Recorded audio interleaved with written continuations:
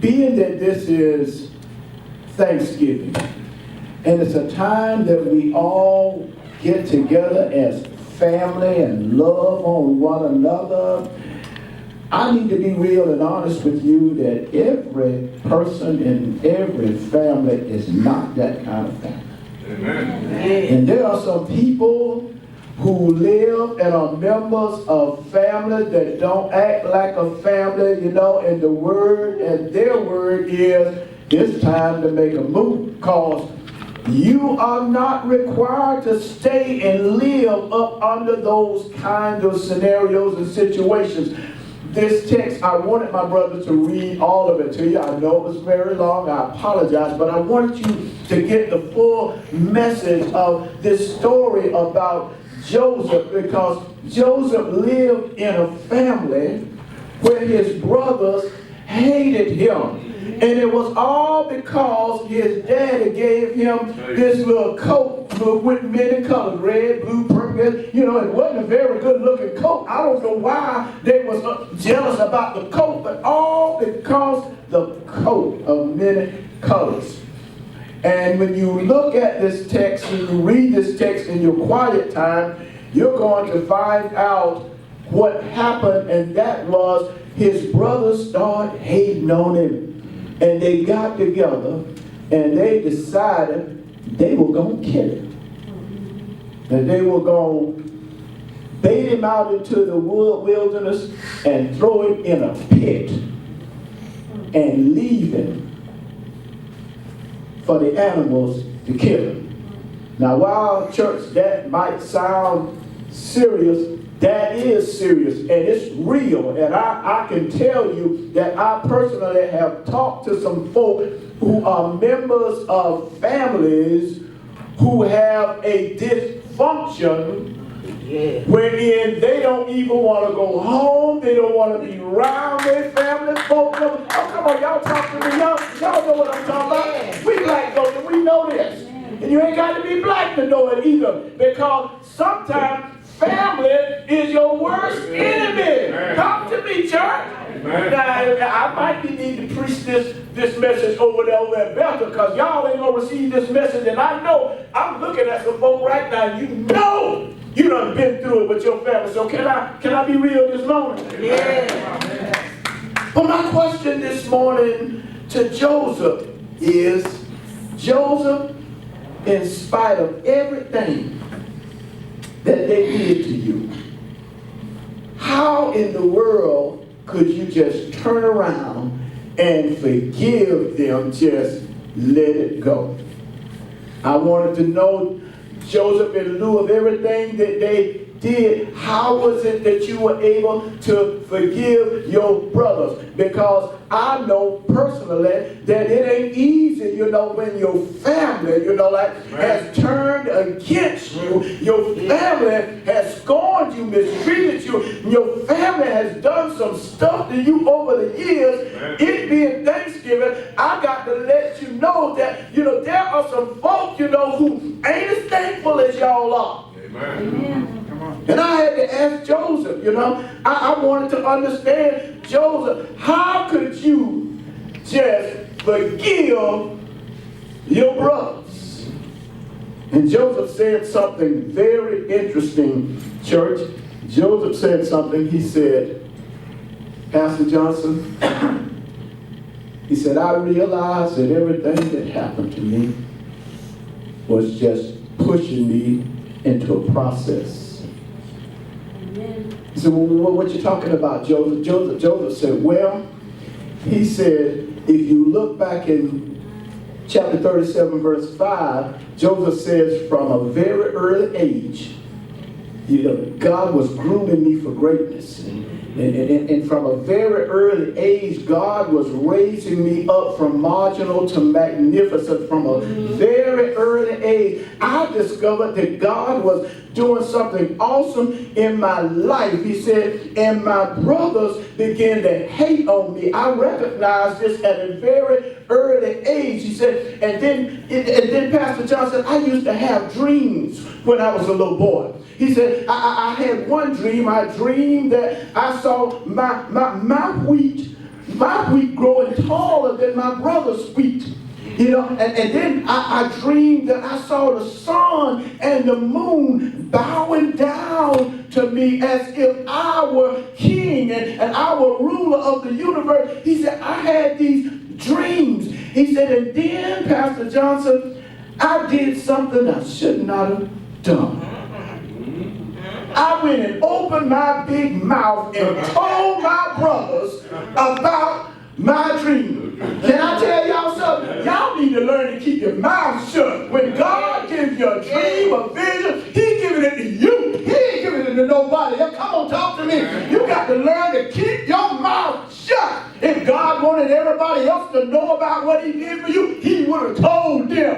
Amen. Come on, talk to me, church. Come on, talk to me, church.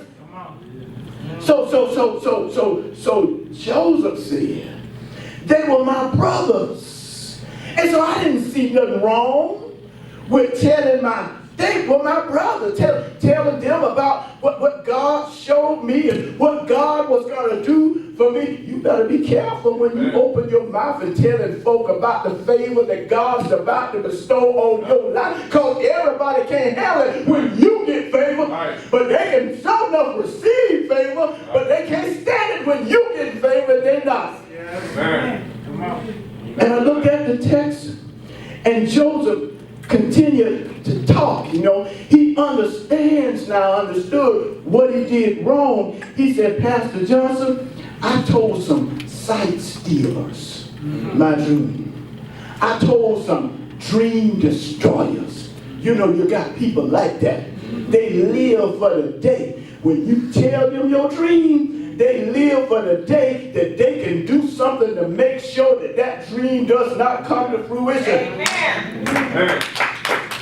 I said, Joseph, what Joseph, tell me more. You know, he said, Pastor Johnson, he said, but God pushed me to the point, and what God showed me, he says, I'm going to use visionless people to push you into the process, because what God had for me was bigger than the folk that live in my house up under the same roof that I live under. So he said, God told me that I needed to make a move. Amen. Sometimes, church, you got to make a move. I know that's your family, but sometimes God will take you and tell you that you got to get up and move. You got to make a move. Where you are is not where I want you to be. God got something bigger and better for you. So that's your family. I'm looking at some eyes in here, you know, looking at me now, looking back at me. I know what you're saying, but that's my mom. That's my sister. That's my brother. Grow up. Get real. Amen. Because there will come a time, if it hasn't come yet, that family stop being family. Yeah. Oh, Lord have mercy. Pastor, they done got serious now, Lord. Y'all need to hear this, okay?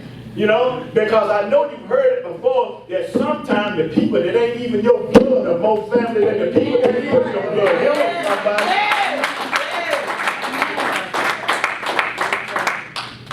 Look. Joseph said, Pastor Johnson, if I had never left my house, I would never have gotten the things that God had in store for me. But Joseph said, he said, I had to leave in order to get what God had for me, because there was so much hateration going on in my house by my brothers. Folk that I was supposed to depend on and lean on and supposed to love me, I wasn't getting the love. So God said, it's time for you to move. And maybe I'm talking to some folk in here that might be your word. It may not be your family. It may be the friends that you hang around with. It might be time for you to make a move. It might be your job. It might be your boo. I don't know who it is. But this word says that there will come a time, church, that you got to make a move. Stay there if you want. And so Joseph said, Pastor, let me tell you what God did. God started to manipulate things. God started to manipulate the sequences and occurrences in my life just to get me out from around my surroundings. And he allowed my brothers to start hating on me, and then they decided to throw me in a pit. Left me for dead. They threw me in a pit. But he said, you know what I discovered though? Pushing me in a pit was what propelled me to prosper and to get to the place that God had in store for me. They thought they was hurting me by pushing me in the pit, but all they did was push me into the process when God was beginning to show favor upon my life, and God started using me, and God started blessing me. I was on my way. And I'm trying to tell you this morning, church, that don't be upset because folk don't like you. Don't be upset because folk hating on you. That is nothing more than a push into the process. You in the process. If there's anybody in here right now, you got some haters that don't like you, you need to go ahead on and give God praise because you in the process. Something is not rolling for you. Something is getting good now because you have stepped out on faith. You with God now. Somebody tell me, somebody shout, I'm going with God. I'm going with God. You know, there was a story I heard a long time ago. It was about this young man. His name was Paul Ophelia. And it's an interesting story, church. You know, Paul was a troublesome kid growing up.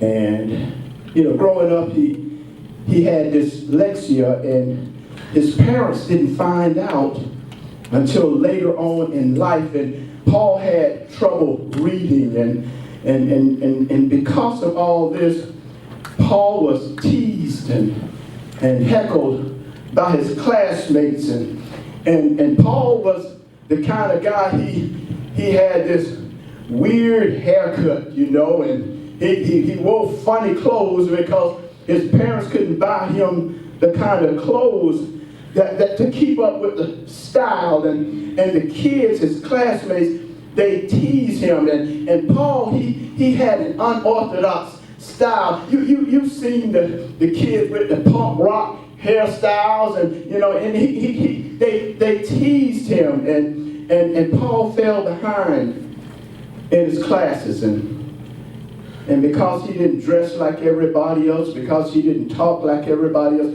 because he couldn't keep up in his classes, he was the butt of jokes and the subject of ridicule and scorn.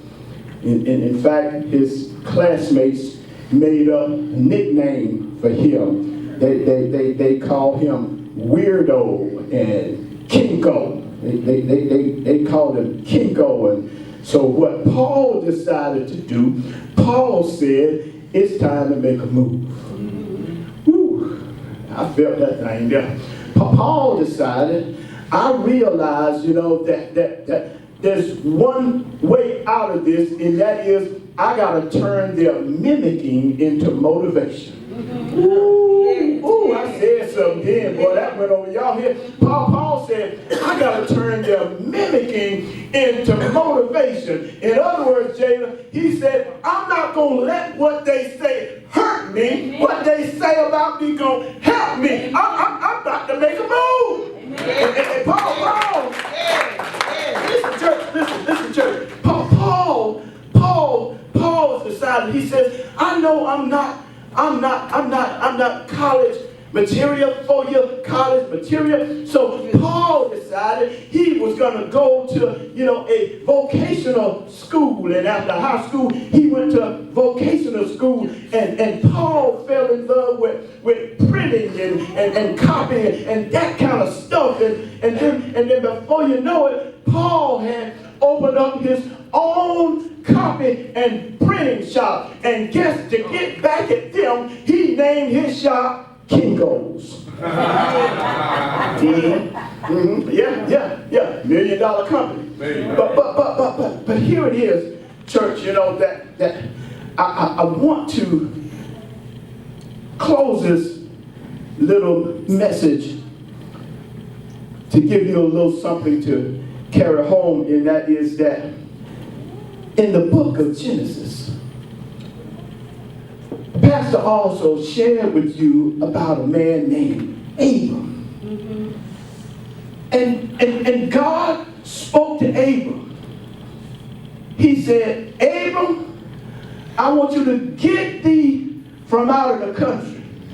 Get from around your kinfolks. There it is again. Get from around people that are like you. And just pack up. Don't take nobody with you. This is just for you. And I want you to go to a country where I'll show you. I'm not going to even tell you before you go. Just pack up and go. Just show me that you trust me. Pack up and start walking. Start moving. He said, Abram, it's time for you to make a move. Now I looked at the text, and what I saw is this. I saw that sometimes, here it is again, your kinfolk may be the one that's holding you back for the blessing that God has in store for you. God told Abram, he said, not only your kinfolk, he said, your kind. You know what that means? That means the people you hang out with, people you socialize with, your running buddies, your running girl. He said, I want you to make a move. He said, I'm telling you now, I want you to get from out of the country, from where you are. Now, he was from a country called Ur. It's in the Chaldees Mountains. It was a pagan country. That means they didn't know God, didn't care nothing about God, didn't love no God, didn't even want to hear nothing about no God. And you know what? I can remember days in the past, and you can too, that when I used to start talking about God, I used to have some associates. Hey, you go to God. Someone was about God. These were the kind of people that Abram was around. And God said, Abram, it's time for you to make a move. Now, before I close this, I want you to understand what will happen to you once you decide to make a move. Because you're going to have some folk that's upset with you when you decide to make your move, to make your change, to make your break. Because truth be told, there are some folk that benefit from you being the old you that you are. Hello, somebody. There's some folk that benefit, because you always picking up the tab at lunch. Come on, talk to me. You always setting up the table and buying the drink. There are folks that benefit from you, the old you. But now you talking about you not finna pay the tab no more, buy the drinks no more. You not finna ride somebody to work every day and they don't put no gas in your car. They're gonna be upset with you. But this word said, it's time for you to make a move. It's time for you to make a change. Oh God, when you look at Joseph and you look at Abraham, God told Abraham, I'm going to bless you, boy, and I'm going to make you a blessing. What does that mean, church? He says, I'm going to do this for you, Abraham, not for you to be stuck up, not for you to be selfish. When I bless you, I'm not blessing you for you to be bougie and bougetto. I'm blessing you so, yeah, I said it. I'm blessing you so you can bless somebody else. Anybody ready to make a change? Anybody ready to move? To make a move? And I look at this text, and what it showed me, church, is that all of us are in this same boat that we want more out of life. Don't you? Amen. I'm not asking God to make me a millionaire, but I want peace, and I want joy, and I want to be able to wake up and not worry about, the light bill. When I hit the switches, the light will come and talk to me. Somebody, I wish I had to open it up. I don't want ought to wake up in the morning and be ready. And in order to allow God to bless you like that, you got to make up in your mind that you're ready to make a move, make a change.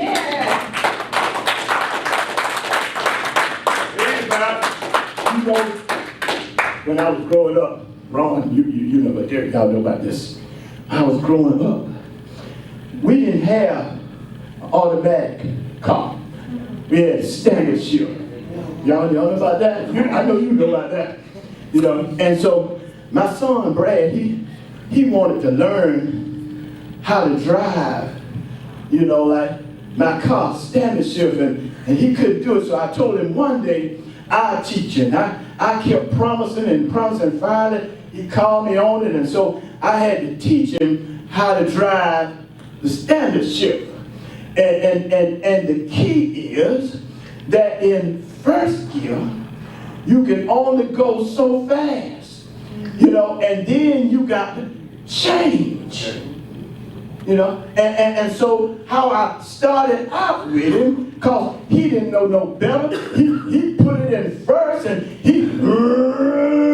it just stalled. I said, change, what change? You got to change. And when he would change it, then the car would go faster and further.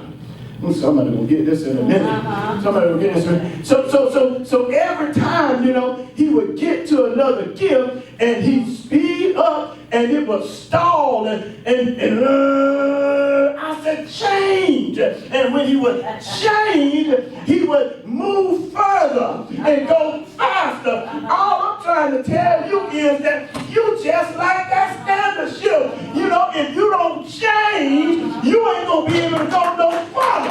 You ain't going to be able to go no faster. You're not going to be able to move on. Come on, give God praise in this house. You got to make a move. You got to change. The doors of the church are now open. Come by letter, Christian Experience, candidate for baptism.